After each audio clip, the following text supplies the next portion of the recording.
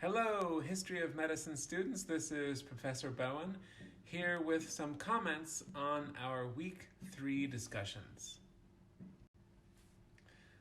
I have to say that I really enjoyed the conversations we had last week about the conflict thesis and specifically about how it pertains to the history of medicine.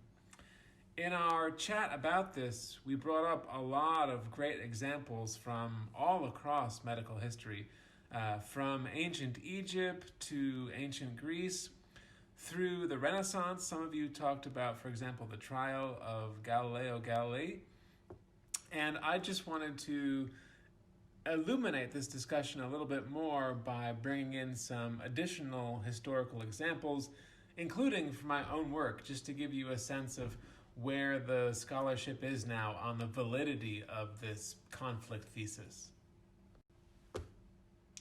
One of the things that historians have been really excited to find over the last 20 years or so is that there are lots of good examples of religion and science coexisting without very much tension. Consider vaccination. For example, when a smallpox epidemic swept through colonial Boston in the early 1700s, the town's leading Christian minister argued that the best way to prevent the spread of this disease was vaccination. Another example is anesthesia. When this first came into use in the 19th century, some of its biggest supporters were religious leaders. Through my own research on the history of syphilis, I have also come to the conclusion that the conflict thesis is quite simplistic. Lots of the existing historical scholarship on this disease posits the idea that modern responses to syphilis have been characterized by a battle between sin and science.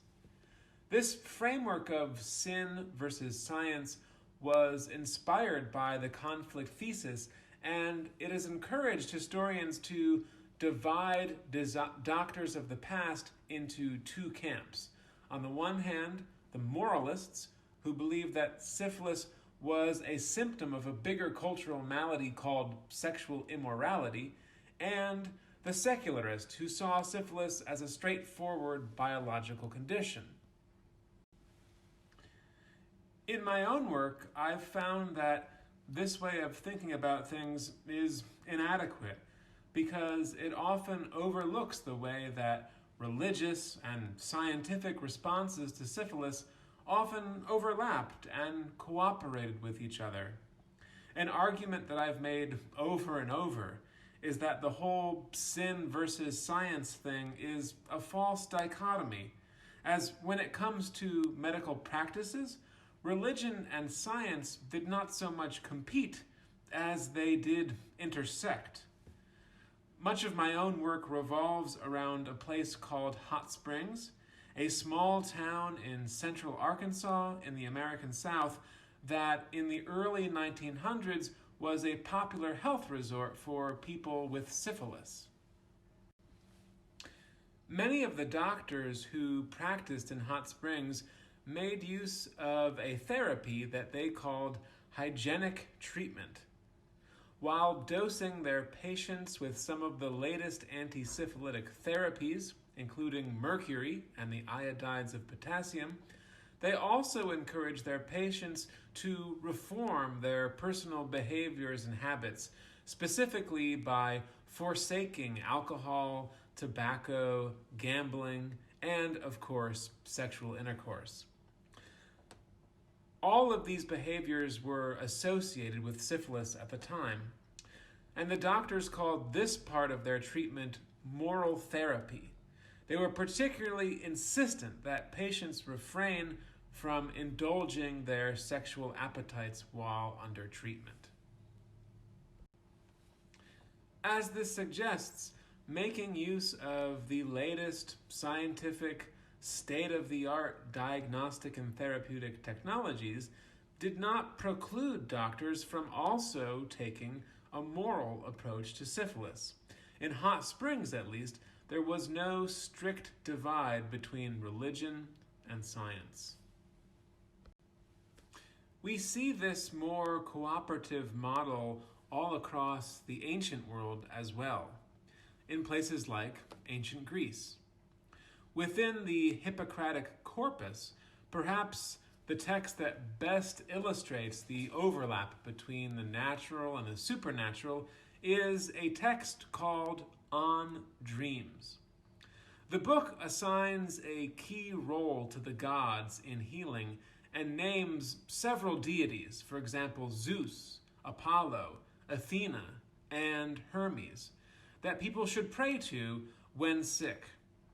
It is for this reason that some scholars have dismissed this text as primitive or unscientific, even questioning why it's been included in the Hippocratic corpus at all. But the author of On Dreams, just like any other Hippocratic writer, put an emphasis on the human side of things and claimed that doctors could cure human ailments by natural means. It is just that he didn't preclude any kind of divine action. In a key passage, the author states that, quote, "Prayer is a good thing, but in calling on the gods, one should also cooperate oneself." The author of On Dreams was not the first dream interpreter in ancient Greek society. Far from it. The text demonstrates that there were lots of people who offered these kinds of services. This Hippocratic physician disparaged many of these other dream interpreters, arguing that their success was largely dependent on luck. In other words, this writer was trying to convince prospective consultants to stop going to these other dream interpreters and go to him instead, because, as he had it, only he, having studied dreams from a scientific, naturalistic perspective, had the correct understanding of the various signs that specific dreams indicated. The main argument of this text was that dreams were a kind of diagnostic tool, something that could be used to predict and prevent different kinds of illnesses. In one section of the text, the author argues that dreams about things that happen on land indicate things that could happen to one's flesh. By contrast, dreams about the sea or bodies of water point to future medical problems, perhaps involving the belly or the bladder. Some dreams indicate respiratory illness, others madness, others damage to the internal organs, and still others blood disorders. The author also correlates dreams with specific remedies. Some suggested the need for emetics, others massage or exercise, others herbal preparations or psychotherapy. This system is quite sophisticated and quite naturalistic. But on top of this, over and over, On Dreams encourages readers to pray to the gods. This is not just an attempt to appease the religious.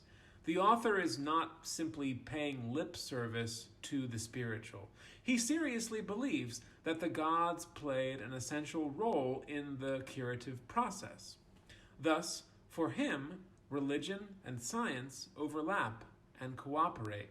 They are part of a single, capacious body of knowledge that one can draw on in cases of illness. As all of these examples indicate, the conflict thesis is highly problematic. In assuming that religion and science are always at each other's throats, it overlooks the often productive, cooperative relationship that has existed between the natural and the supernatural. As we move forward in our journey through the history of medicine, let's keep our ears and our eyes open for more examples of this. Let's keep pushing toward a richer, more complex understanding of the historical interactions between science and religion. All right, that's all I've got for now. If you've got comments or questions on any of this, please feel free to get in touch. I'm excited to continue looking at some of these big picture questions in the history of medicine with you, and I'm looking forward to our discussions in week 4.